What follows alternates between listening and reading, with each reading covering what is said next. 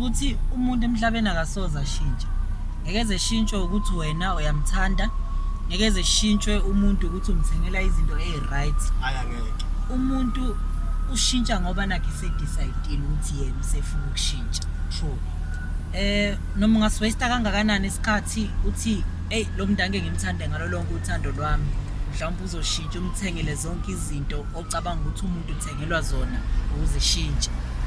Umuntu awusoze wamshintsha ngoba nakho ucabanga ukuthi wena uzoshintsha. Umuntu uyishintshela yena ngoba yena esefisa noma esedecideile ukuthi usefuna ukushintsha. Hayi qinisile lapho.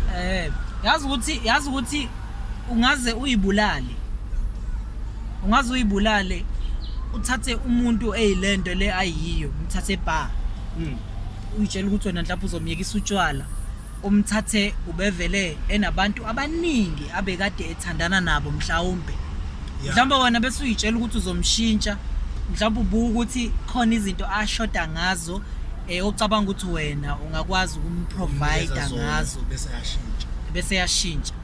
Kutholakalisa ukuthi uzomnikeza zonke lezo zinto lezo ke kungabibikho ushintsho lwenzakalayo ngenxa yokuthi akakadecide ukushintsha.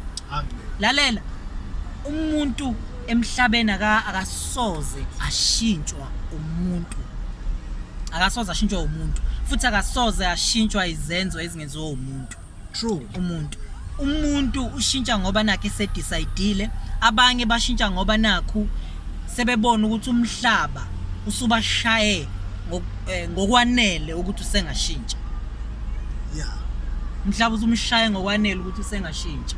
Yabo ezemeyithiza asuke edlule kuzona waze kwafika la kumele abone khona ukuthi no ake ngishintshe indlela engenza ngayo izinto bese yabona ke lapho bese kufika isikhathi la enquma khona ukuthi ake ngishintshe indlela ebengenza ngayo ngaphambilini. Isikhathi eseshintsha ke ila seqala khona ushintsho empilweni yalo muntu. Ngisho ungafika ukuthi isikhathi uthi uzama ukumsiza ukhuluma naye kahle mhlawumbe uyamotivate. Baningi abantu asebezamile ukumotivate abantu kodwa uthola ukuthi abantu abashintsha. Hawu umuntu mfethu lalela mina sengabona abantu isigebengu sibhaqa. Ushane nduku yazi ihlulekile ukushintsha umuntu. Yazi ukhona umuntu okebhaxo umphakathi ukuthi ube isigebengu. Ayo umphakathi azecisha ukufa. Sasa lokhu uzombona ephinda into efanayo le abe kade yenza. Wena uyitshela ukuthi ngoba nakho usebhaxiwe usezoshintsha. Mana asiyeke leyo kushaya komphakathi. Yazi ukuthi mngani wami kuke kwenzeke uthola ukuthi intombazana iqomile iqoma umfana. Ibhaxwe ekhaya. Beyibhaxe ekhaya wona omunye beze bamdisown ekhaya. Bethi nje decide ukukhipha namhlanje ungaphinde ubuye la ekhaya. Uke shintshe yini? Akashintshe. Umuntu ayikho into ongayenza engenza umuntu ukuthi eshintshe. Okay, angeke ngisize umuntu mhlawumbe akusile icala ukuthi uyazama ukushintsha umuntu. Kuhle and futhi kuhle ukuthi uzamile. Yabona uma kukhona umuntu owakwazama ukumshintsha wangashintsha awukwazi usiwaste isikhathi sakho. Ngelinye ilanga uzokhumbula ukuthi wake wazama ukumshintsha. Okwamanje mhlawumbe usengazama kungenzeka ukuthi akaboni. Ngiyazi ukuthi khona ezinye zezinto mngani wami ongazenza kumuntu ekhohle ukuthi uke wazenza kuyena. Khona umuntu ongamenzela everything izinto ezinkulu ekhohle ukuthi uke wamenzela.